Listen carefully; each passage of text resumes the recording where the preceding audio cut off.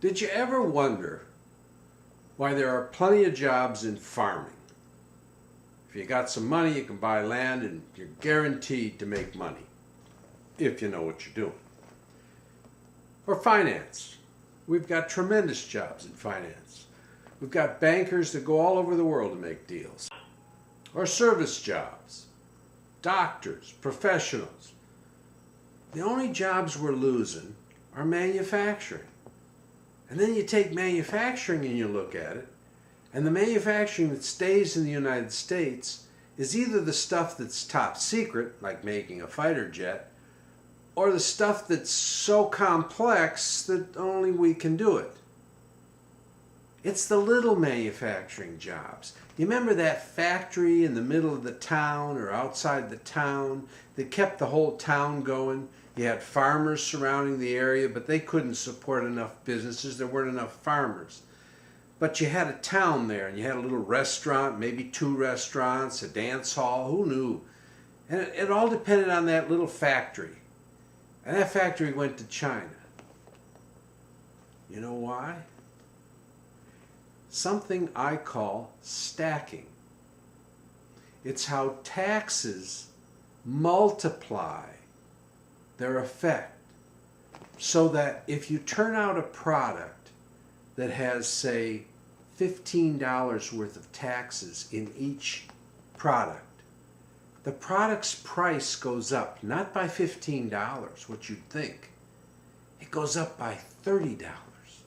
Taxes are embedded on everything you do, everywhere you go. And as a result, manufacturing can't compete overseas. Now, eventually, China will invent enough taxes that it won't be competitive. Bangladesh has few taxes that make any sense at all, and so they will be able to make things for us very cheaply. But if we want to bring many jobs back to the United States, those small jobs in those small factories, we've got to look at how we tax. I did some preliminary numbers on an automobile, and I know it's rough, but I figured out that the effect of taxes on a $25,000 car amounts to almost $10,000. What if we didn't charge any taxes while we made that car?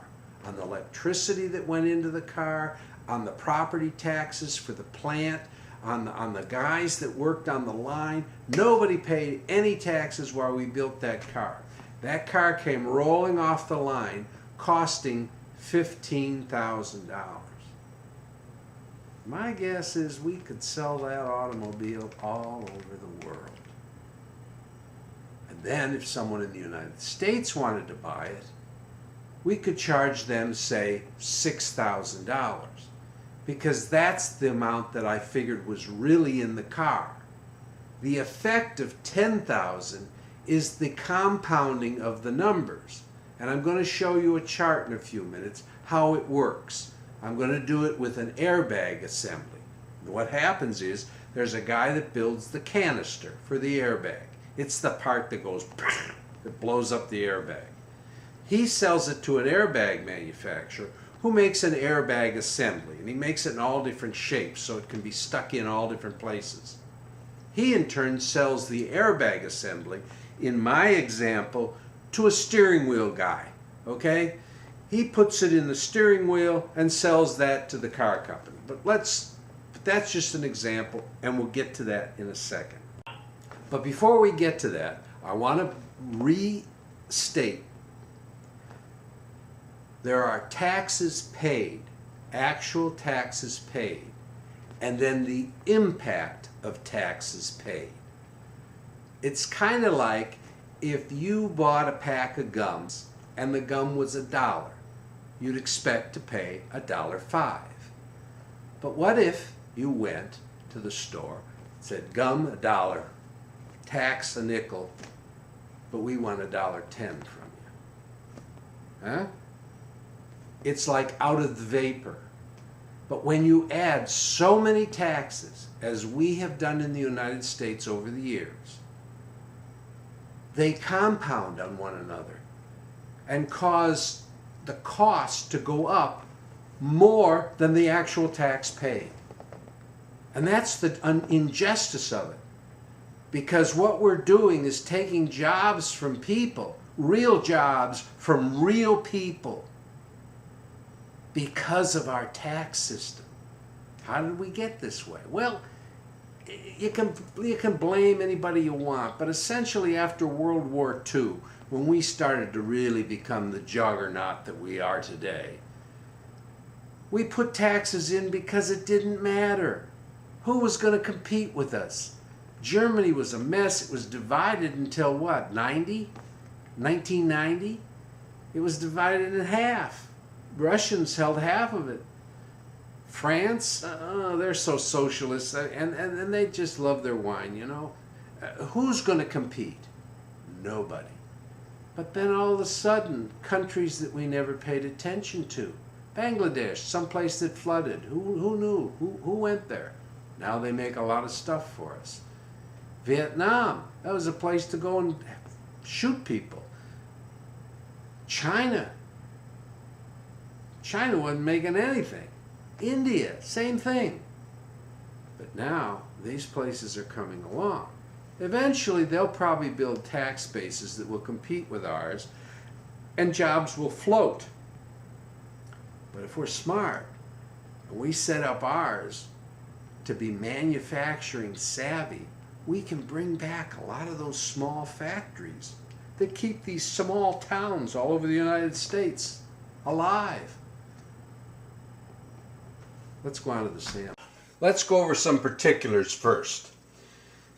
These are parts that are bought in this column here and this column here.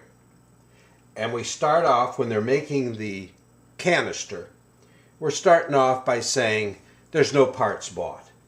Just raw materials, and value added, which is the labor they put into their gunpowder and metal to make the little canister.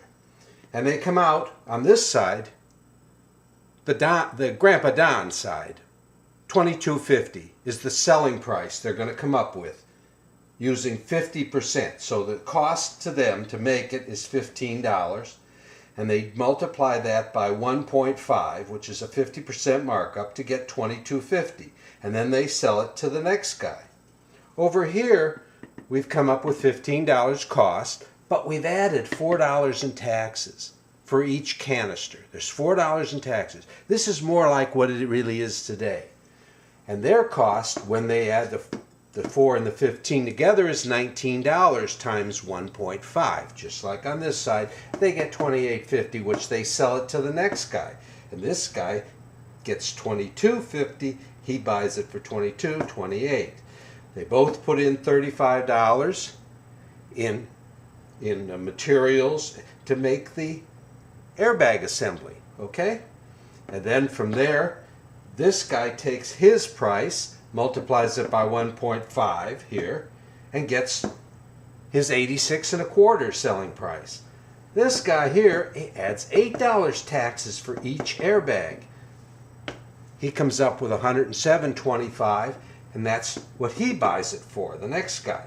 This guy buys his for $86.25. They both put in $100 of new material to get that steering wheel going. So this is a steering assembly now. His cost here, the Grandpa Don cost, $279.38.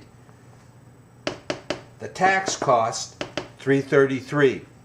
So you bring the $333 over and subtract the Grandpa Don costs, it's a savings of $54. That means that the taxes we added had an impact on this little item, just this little item, of $54. But the taxes were only $27. That's 200%. How can you compete? How can you possibly make a little steering assembly that can compete with China or India? You can't. Look at this chart carefully. What you just saw is probably very surprising to you. Some people will say, well, he exaggerated the amount of tax. Actually not.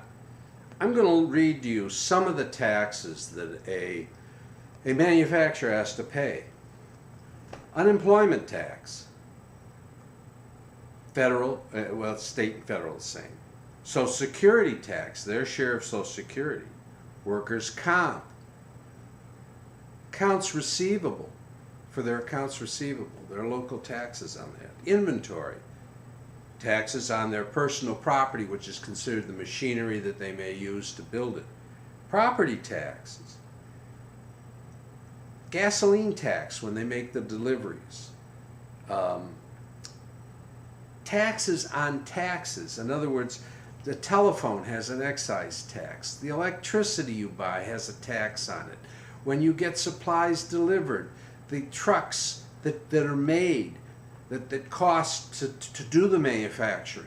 In other words, the guy that brought the steel to you had to buy a truck, and he paid way more for that truck than he needed to. In other words, it spirals, and it just keeps going around.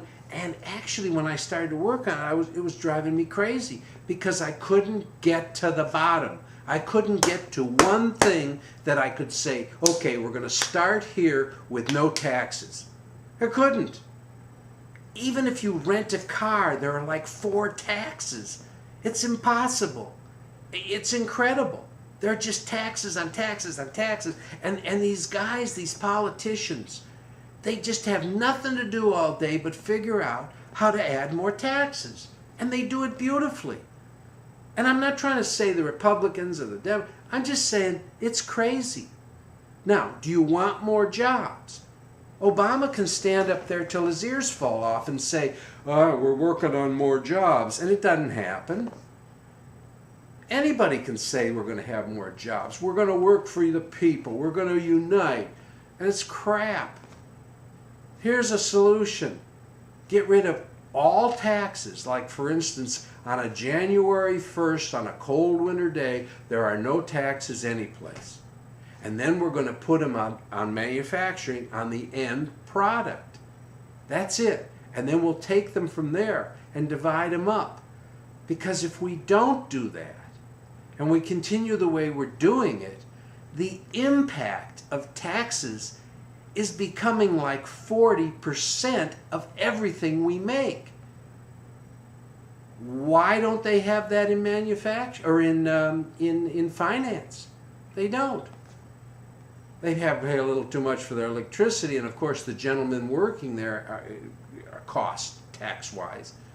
But there isn't any handling like there is in manufacturing. And farmers, hell, they don't pay taxes at all. You can have a 1,500-acre spread and pay virtually nothing on it. You don't pay any taxes on your silos or your stock. They don't even pay gasoline taxes.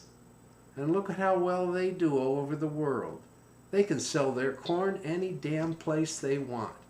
But try to sell a broom made in the United States. A lousy broom. You can't do it. And everybody will say, well, it's the cost of labor. Crap it is. Our guys are so much faster and can do so much better job. It's the taxes.